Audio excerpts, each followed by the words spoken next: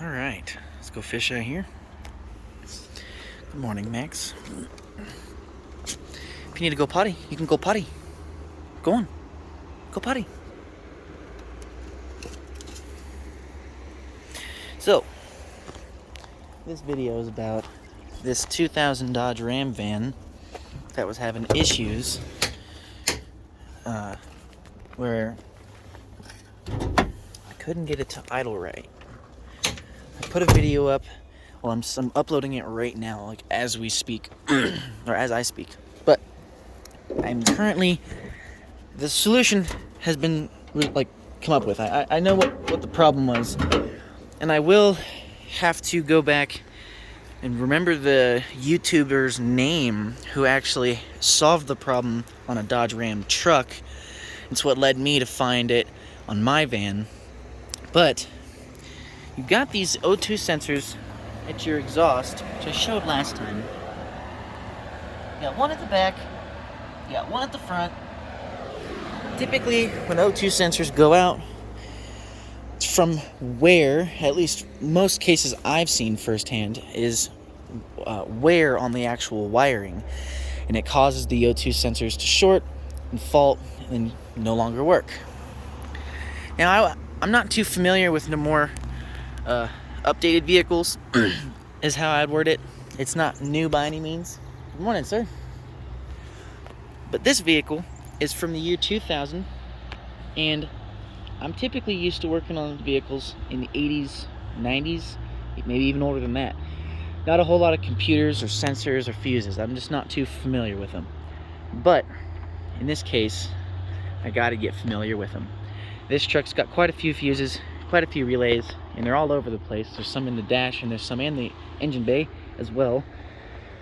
And in here, right on my last video, I touched this, but I never opened it.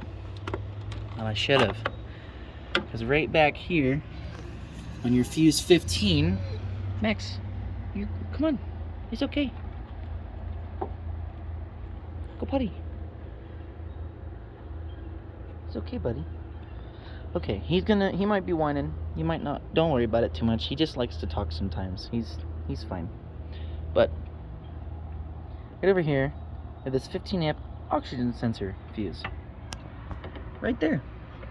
That's all it is. I had done all this work trying to get this truck to run better. Now, don't get me wrong. I definitely believe the tune-up and the oil change was very necessary. It had been neglected for quite some time. But you know what? I'll leave this open. But I don't know if I needed to be throwing all the money I was having at it. Definitely put about $300 into maintenance on parts. And that's not counting the O2 sensors. Those alone were $150 and some change.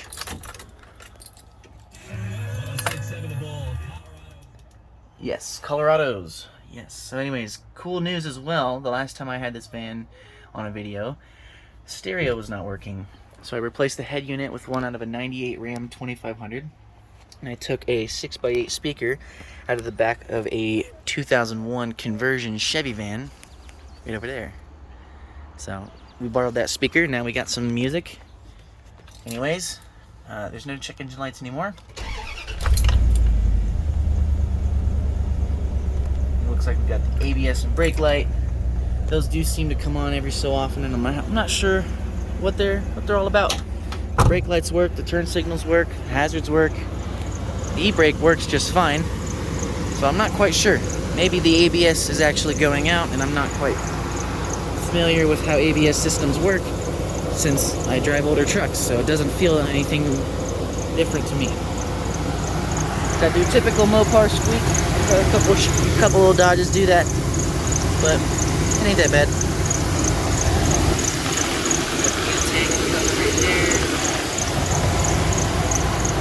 I mean, it runs real good now.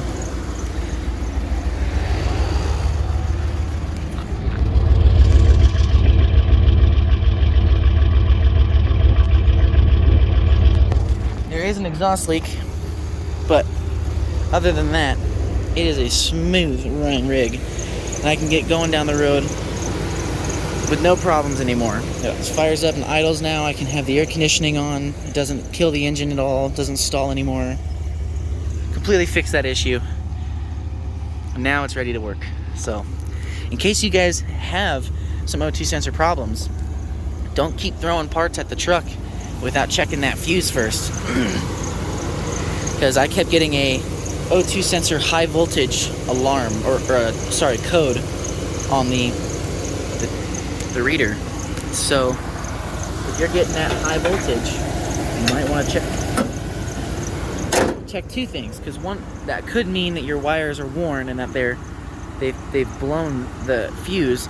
But the next thing is to check the fuse. But there you guys go. Hopefully it helps out in some way. Did you just push over that toy?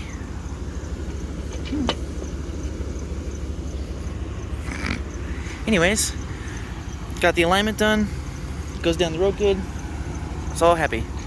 I'll keep you guys updated. I'm going on a road trip to visit my dad in Montana. Dude, are you part husky? What in the heck is going on? You always talk like this, but not normally this much this early.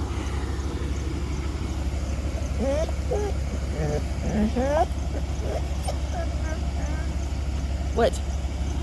You want to go to work? I don't understand. What do you want? I don't understand. He's just talking. But then, anyways, that's the problem. Hopefully, you guys can fix your rig. Don't take it to a shop and spend money. Don't keep throwing parts at it, spending money. Just pop that fuse panel off. Check that guy out. Spend $5. That's all it was. As soon as I put it in, I disconnected the battery for 5 minutes, put it back on, and the check engine light hasn't come back on since. So, I'm pretty sure she's been fixed. It's been days now. And like I said, I'll keep you guys updated in case problems show back up.